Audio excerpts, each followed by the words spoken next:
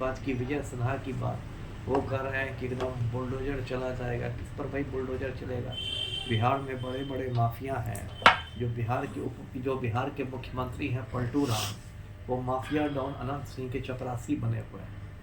अनंत सिंह के घर तो कभी बुलडोजर चलाने की बात मैं नहीं सुनता हूँ। मैंने देखा था विजय सिन्हा का बयान, वो बहुत गलत अनर्गल बयान था। देखिए, आपका कोई अंगरक्षक है, बॉडीगार्ड है, तो इसके लिए नहीं है कि वो लोगों का कत्ल कर दे।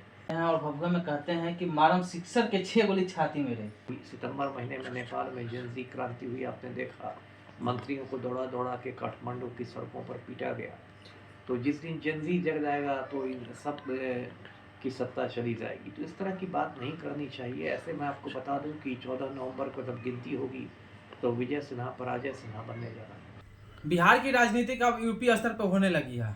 बिहार के उप मुख्यमंत्री कहते हैं कि यादव सब गुंडा हो गया है और उनके घर पे बुलडोजर चलेगा जब हमारी सत्ता आएगी। हमारे साथ बातचीत करने के लिए पूर्व आईपीएस अमिताभ सर हैं, उनसे बातचीत करते हैं कि क्या इस तरह से एक उप मुख्यमंत्री का बयान देना कहाँ तक उचित है। बिल्कुल अनुचित है। ये तो इस देश को क्या हो गया है कि क्या उप मुख्यमंत्री और क्या केंद्रीय मंत्री सब लोग सड़क छाप गुंडों की भाषा बोल रहे हैं। अभी जो ललन सिंह हैं भारत सरकार के मंत्री, वो मोकामा में आए तो सड़क छाप गुंडों की भाषा बोल रहे थे, धमकियां दे रहे थे कि वोटर को घर से नहीं निकल देना है, घर में पैक कर देना है, तो कोई रोए गिड़गिड़ाए तब उसको निकालना है। क्या बात है? लोकतंत्र है, हर कोई चुनाव करने का अधिकार, वोट देने का अधिकार है, सरकार चुनने का अधिकार है। भारत सरकार का मंत्री ऐसी भाषा बोलेगा? कायदे से तो चुनाव आयोग को संज्ञान लेना चाहिए था, लेकिन चुनाव आयोग ने बस खाना पूरी कर दी कि एक जवाब दें और दलन सी 2 लाइन में जवाब दे देंगे कि मेरे बयान को तोड़ मरोड़ कर पेश किया गया और मामला रफा दफा हो जाएगा। तो ये अब फिर अपने उप मुख्यमंत्री की बात की, विजय सिन्हा की बात वो कर रहे हैं कि एकदम बुलडोजर चला जाएगा। किस पर भाई बुलडोजर चलेगा? बिहार में बड़े बड़े माफिया हैं। जो बिहार के मुख्यमंत्री हैं पलटू राम, वो माफिया डॉन अनंत सिंह के चपरासी बने हुए हैं। अनंत सिंह के घर तो कभी बुलडोजर चलाने की बात मैं नहीं सुनता हूँ। और जो गरीब आदमी है, जो किसी वजह से नाराज़ था उप मुख्यमंत्री से कि उसके गांव में विकास की रोशनी नहीं पहुंची है, तो उसमें एकदम आप बुलडोजर बुलडोजर खेल रहे हैं। तो ये सब बहुत, ये देखिए, सत्ता का अहंकार है, सत्ता का नशा है और कुछ नहीं है। लेकिन देखिए, सत्ता कोई अस्थाई चीज़ नहीं होती। जिस दिन जेनजी जग जाएगा भारत का, जिस दिन भारत में जेनजी क्रांति हो जाएगी, सबका नशा उतार दिया जाएगा। अभी सितंबर महीने में नेपाल में जेनजी क्रांति हुई, आपने देखा। मंत्रियों को दौड़ा दौड़ा के काठमांडू की सड़कों पर पीटा गया।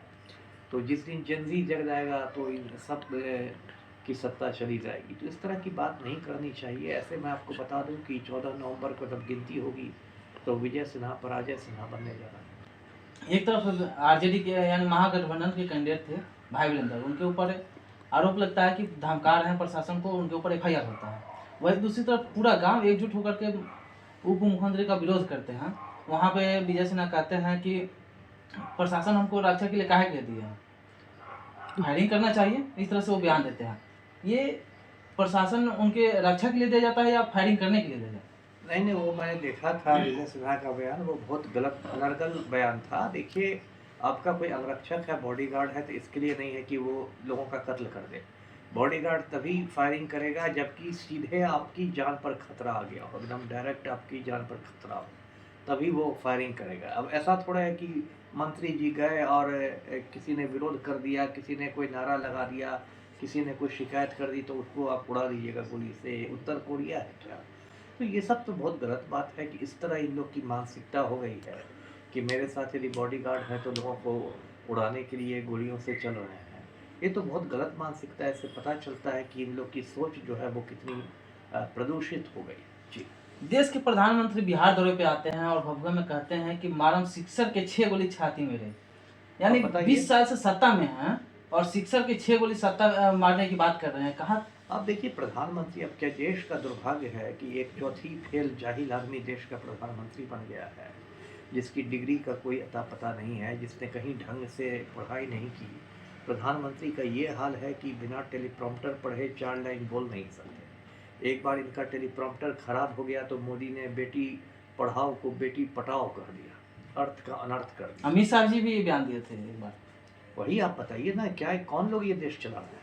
और अभी बिहार में तो एकदम मोदी की बोली जो है वो सड़क छाप वाली बोली हो गई है। कहीं बोलते हैं कनपटी पर कट्टा लगा दो, तो कहीं सिक्सर मारा तो ये मारा। क्या है, आप भोजपुरी सिनेमा की शूटिंग कर रहे हैं। आप देश के प्रधानमंत्री हैं, कम से कम अपनी गरिमा को बचा के रखिए। आपके साथ देश की भी गरिमा जुड़ी हुई है। ये सड़क छाप बोली और इस तरह से क्या कर रहे हैं, और कौन कनपटी पर गोली मार रहा है वो सब लोग देख रहे हैं। जो एनडीए का उम्मीदवार है अनंत सिंह, उसने अभी दुलार चंद यादव का खून कर दिया, तो उस पर तो मोदी जी के मुंह में दही जम गया। इस पर तो कुछ उन्होंने नहीं कहा है जी। सर क्या लगता है बिहार में जिस तरह से अभी वोटिंग हुआ, सबसे हाईएस्ट रेटिंग पे गया, इस पे क्या कहेंगे? देखिए, अभी 6 नवंबर को जो प्रथम चरण का मतदान हुआ, उसमें जो बम्पर वोटिंग हुई है, बिहार के इतिहास में माना जाता है सबसे ज़बरदस्त मतदान है। अब इसको लेकर सबके अपने अपने मतलब विश्लेषण है। कुछ लोगों का मानना है, चुनावी पंडितों का, कि यदि किसी राज्य में बम्पर वोटिंग होती है तो इसका मतलब सरकार वहाँ बदलने वाली है। उनका मतलब पहले के वो आंकड़े और उदाहरण देकर कहते हैं कि जिस राज्य में बम्पर वोटिंग होती है उस राज्य में सरकार बदल दी जाती है। उनका मानना है कि जब सरकार से लोगों की बहुत नाराज़गी रहती है, बहुत गुस्सा रहता है सरकार पर, तब लोग घर से निकल के बम्पर वोटिंग करते हैं। तो क्या परिवर्तन होगा? लग तो रहा है, लग तो रहा है। अब आपने तेजस्वी का वीडियो देखा होगा, वो तो बिल्कुल भावुक हो गए थे और उनका गला रूंध गया था, और उन्होंने कहा था जनता को कि यही जज्बा और जुनून आप दूसरे चरण में भी बनाए रखिए। अब इस बम्पर वोटिंग को लेकर प्रशांत किशोर अलग उत्साहित हैं।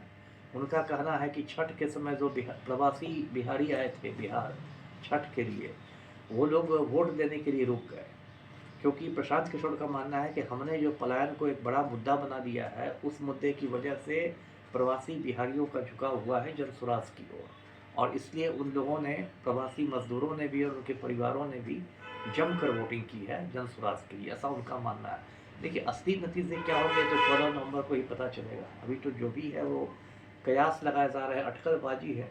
लेकिन फिर भी जो मेरी समझ है, मुझे प्रथम चरण में महागठबंधन का पलड़ा भारी दिख रहा है जी। लेकिन सम्राट चौधरी कहते हैं कि अब की बार 100 प्लस, प्रथम चरण में जो है 121 सीट पर चुनाव हुआ था, उसमें 100 से ज़्यादा सीट ला रहे हैं।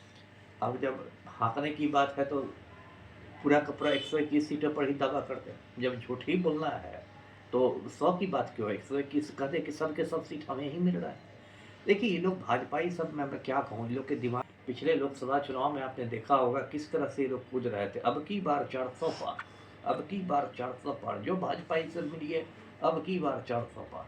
कि अब तो रामलला की प्राण प्रतिष्ठा हो गई अयोध्या में, और जब नतीजे आए तो पता चला अयोध्या में भी भाजपा हार गई, और नतीजे आए तो पता चला कि भाजपा तो 240 पर अटक गई।